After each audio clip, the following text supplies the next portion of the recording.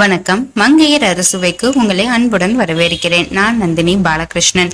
இன்னைக்கு நம்ம இந்த வீடியோல என்ன பார்க்க போறோம்னா, கிட்னி பீன்ஸ் மசாலா எப்படி செய்யறதுன்னு பார்க்க போறோம். இது தோசை சப்பாத்திக்கு ரொம்பவே நல்லா இருக்கும். வாங்க பார்க்கலாம்.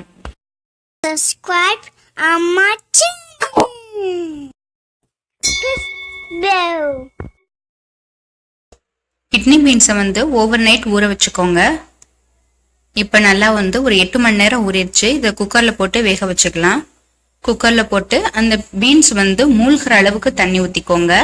அதிகமா தண்ணி ஊத்த தேவையில்லை. தேவையான அளவு உப்பு இது எல்லாத்தையும் சேர்த்து 3ல இருந்து 4 விசில் வச்சு எடுத்துக்கோங்க. இப்ப நம்ம மசாலா எல்லாம் அரைச்சுக்கலாம். அரை பெரிய வெங்காயம் எடுத்திருக்கேன். அது கூட 3 பல்லு வெள்ளைப்பூடு நான் 2 நறுக்கினதுனால 4 தெரியுது. இஞ்சி சின்ன பீஸு, அப்புறம் 3 பச்சை மிளகா, உங்க காரத்தை பொறுத்து 4ஓ 5ஓ சேர்த்துக்கோங்க. இது தனியா அரைச்சு வச்சுக்கோங்க. இப்ப அதே ஜார்ல 2 தக்காளிய அரைச்சுக்கோங்க. இப்ப இது எல்லாத்தையும் தனியா வச்சுக்கலாம்.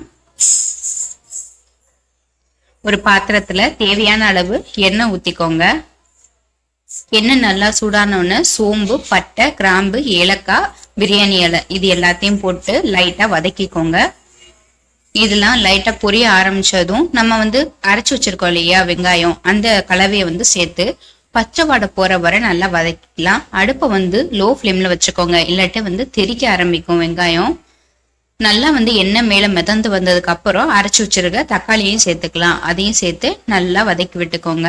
இது ரெண்டோட பச்சை வாடை போன பின்னாடி உங்க காரத்தை பொறுத்து மிளகாத்தூள், அப்புறம் மல்லித்தூள் சேர்த்துக்கோங்க.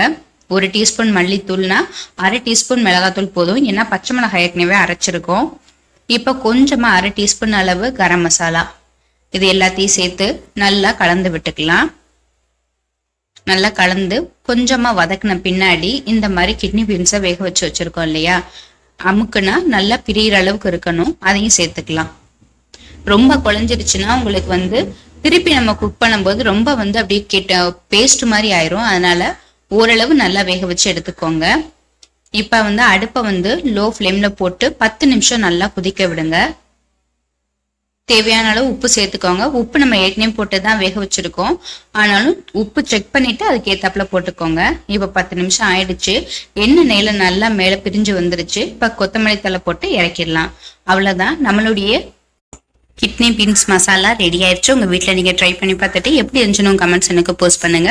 இந்த வீடியோ பிடிச்சிருந்தா மறக்காம என் சேனலை சப்ஸ்கிரைப் பண்ணுங்க. நன்றி.